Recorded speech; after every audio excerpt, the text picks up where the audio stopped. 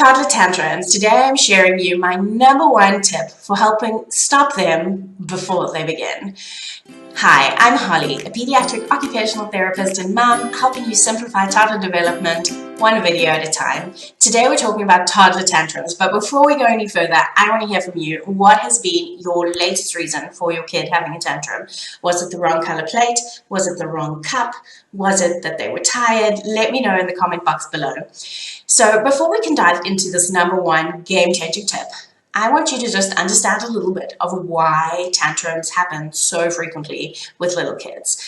My best example to give is, imagine today you're in your home, you're calm, you're happy, you're familiar with everything around you, and I pick you up without you knowing and drop you in a foreign country. Let's say China. I drop you in China. Everything is new. It's a different language, it's different food, it's different smells, it's different lights, it's a different pace, there's different people, just everything. You can't navigate yourself around because you can't read, you can't ask people for help because no one understands you. You can imagine how stressed, how ready to be triggered you are in that kind of situation. And that's kind of what our toddlers experience, because they are literally learning everything like they're in a new world. The amount of information that our children are taking in daily is amazing. We can often just take for granted that they understand things or that things are familiar to them when they're not. Their brains are literally developing at a rapid speed at this age, more than they will ever develop later on in their life. We know that by age 5, our children have developed 90% of their brain networks. Everything is new to them. They're experiencing everything as it is new, and their brains aren't actually developed to be able to take in, process, and then have a regulated response from all the things that are going in. So you can look at that as an emotional thing, you can look at that as a sensory thing. Literally everything that's coming in at them is really setting them up to bubble over.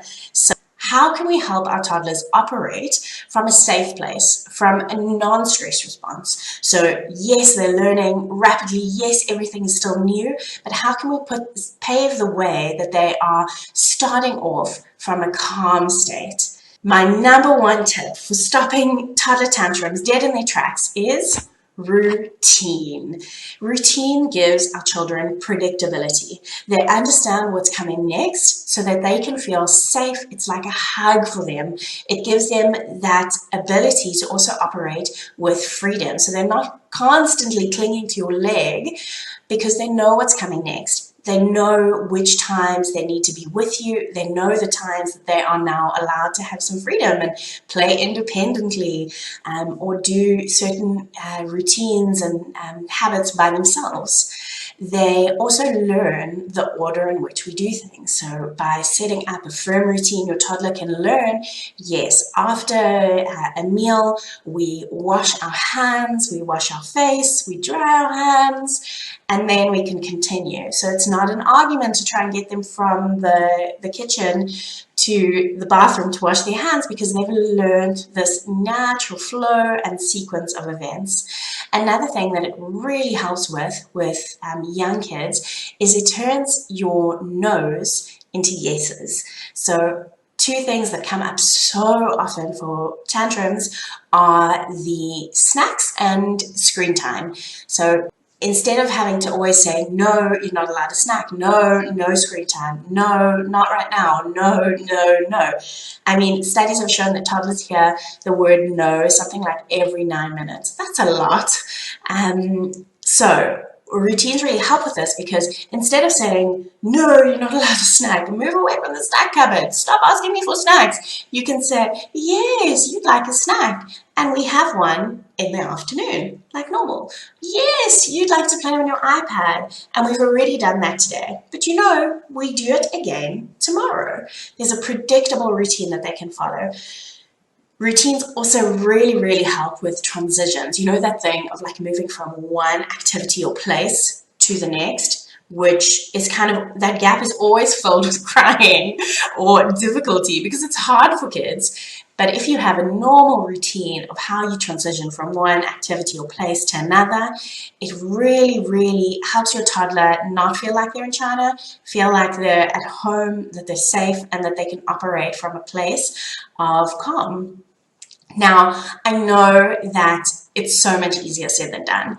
In between diaper changes, snack time, playtime, cleaning the house, doing your own work, managing siblings, there's not always this time to kind of really get thinking about how we're going to set up routine and how we can make this break it down in a way that our young child can really understand and that actually benefits them. And that's why I have made for you some really easy principles of routine cards. These are cards that you can print out and put on as a schedule. There's also routine charts for like your daily things, like your morning routine, mealtime routine, bedtime routine, as well as a full video tutorial from me explaining exactly how you can use these in a way that they're not just going to be like paper clutter, but that your toddler, your young toddler, even before they're really speaking, can actually understand, and that it actually helps them and decreases those tantrums. You can find those in the link below. Don't forget to like and subscribe to our channel for more tips on simplifying your toddler's development.